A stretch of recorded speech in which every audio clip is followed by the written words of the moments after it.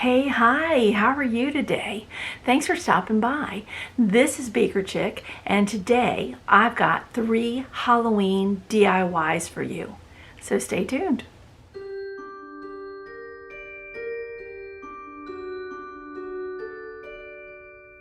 Some acrylic paint that I had laying around, paper towel, and toilet paper tubes, and I hot glued, just let hot glue dribble.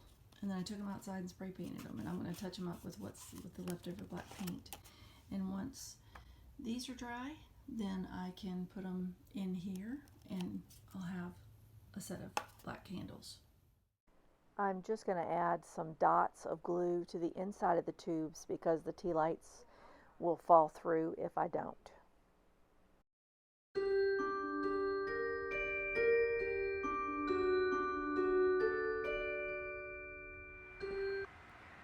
Alright, so to make the garland, I have stencils, an old book that I just tore pages out of, and I had a little thing of scrap paper, so I just pulled 9 pieces, and then I did 9 other colors from my scrapbook. If you have spare scrapbook pages, this is a one way that you can use them up. So I have a ton, and they're just, I'm basically keeping them like a library. So now I'm going to put them to good use. I just took an old piece of scrap paper and cut 2 stencils, and I have one with the arrow, and then the other one is pointing down, so it's inverted. And I'm going to use these to trace out each of my pieces of paper. So I'm going to decide the order of the papers, what's going to be what. Alright, so now I'm going to use some Mod Podge, and I'm just going to glue the 2 sheets together, and then I'll let them dry. And I'm going to use, whoop, how about that? Comes out really fast. A lot of that's going to go back in the bowl, and I just got to have wax paper on my desk. I can't believe I pulled that much Mod Podge out, but that's me. So just line them up, and if I don't get them perfect, ooh, it's squishy, so you can move it to get it so it's perfect. And I'm just going to let it sit on the other table to dry. And I'm just going to get these done, and I'll come back.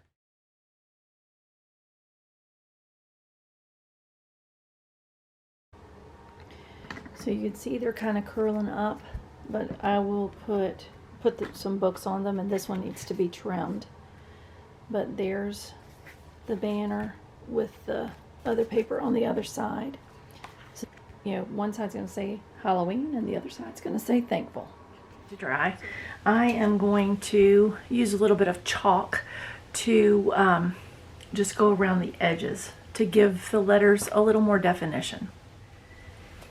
So I have used a stencil to cut out the size of the paper that the bunting or the banner is going to be on, but I ended up having to cut quite a bit off of it because I don't know why I picked the size I did, but I went back and measured and it wasn't going to fit, so I had to cut my paper down. And then my stencil was a little too big, but I really liked the lettering, and so I just had this underneath my wax paper, and then I just cut around these to make them a little bit smaller, and I would just put them on top to see how they would fit. If you don't have stencils, you can freehand it. I just happen to have stencils from my former life in elementary school. So now what I'm going to do is just take a piece of chalk. I have some chalk pastels, and I'm going to go around the edges of all of my letters to make them stand out a little bit more. So I just took the chalk, and I may go back with a darker color, and I just traced it, and now I'm just going to take my finger and kind of smudge it out. And I don't mind if it's messy. It's already old paper. I have to be careful with the paper because I don't want to tear it, because it is really old. And I can just go back, and I don't know how that's, you know, I might do a darker color. Is that black? That was black. Let's do black. Oh yeah, a lot better.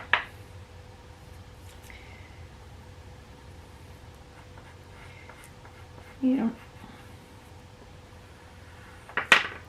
So now I'm just going to go back and smudge it.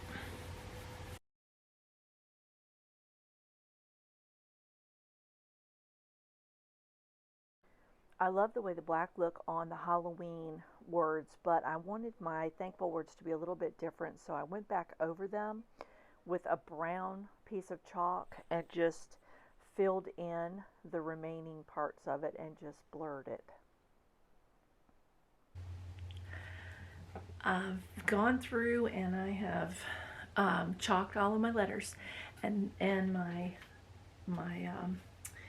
banners are dry enough, so now I'm going to Mod Podge them on. So I've got my wax paper, I've got my bowl of Mod Podge that I splooshed, and I do mean I splooshed it, and I'm just gonna paint the Mod Podge on the letter and then glue it to the center and let that dry, and then I'll do the thankful letters on the other side.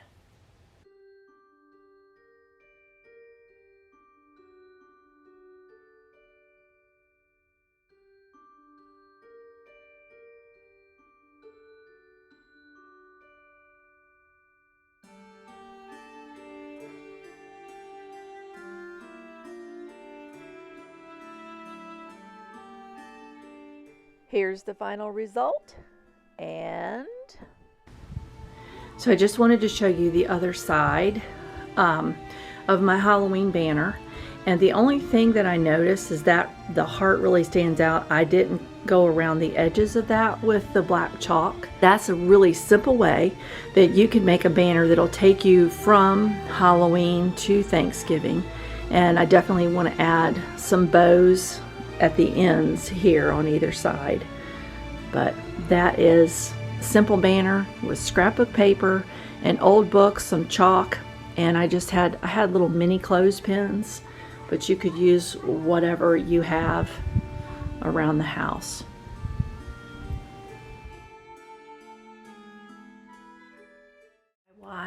The third DIY has actually already been started. It just needs to be finished, and this is it. I'm finishing it. I'm tired of talking about it. I want it done. I want it out in the yard for decoration. So here we go. Here's Bob. Bob, here's everybody. Bob is going to help me, or Bob did help me, with this great idea that I had to make a plastic wrap and packing tape ghost. So he's the perfect model because he's not going to complain if I get the plastic wrap too tight, which can be an issue, and he's not going anywhere. So while he's standing there out in the yard, don't ask why, I'm going to wrap him up with plastic wrap, and eventually I'm going to go back over him with some packing tape. It's really a lot easier if you just take the packing tape and do little strips. It's easier to control. Once I've covered it with packing tape and I'm sure that all my plastic wrap has been covered, I'm going to go up the back seam and just carefully cut to unravel him and free Bob.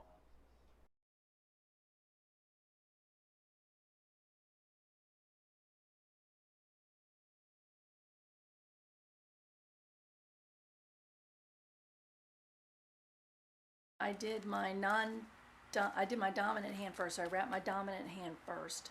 And now I'm going to wrap my non-dominant hand, and all I'm doing is taking the plastic wrap and loosely wrapping my arm, and then I'm taking strips of tape and I'm just cutting the tape and putting it on the edge of the table and then wrapping it to cover the plastic wrap so I can get my arms done.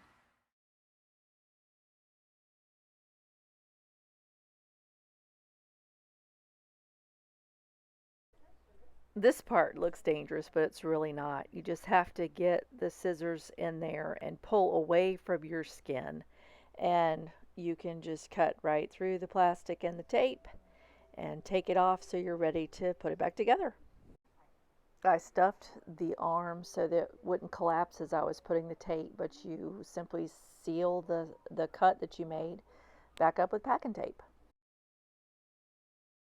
The final challenge, putting it all together. I ended up using more plastic wrap and tape around the neck and the head to support the head, and then I added the arms.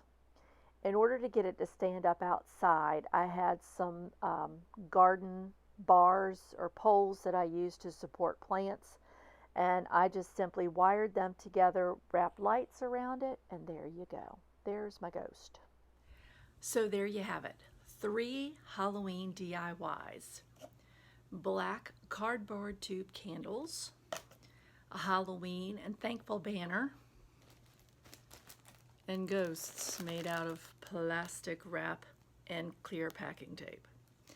Let me know what kind of DIYs that you're doing at your house for Halloween. I would love for you to share in the comments.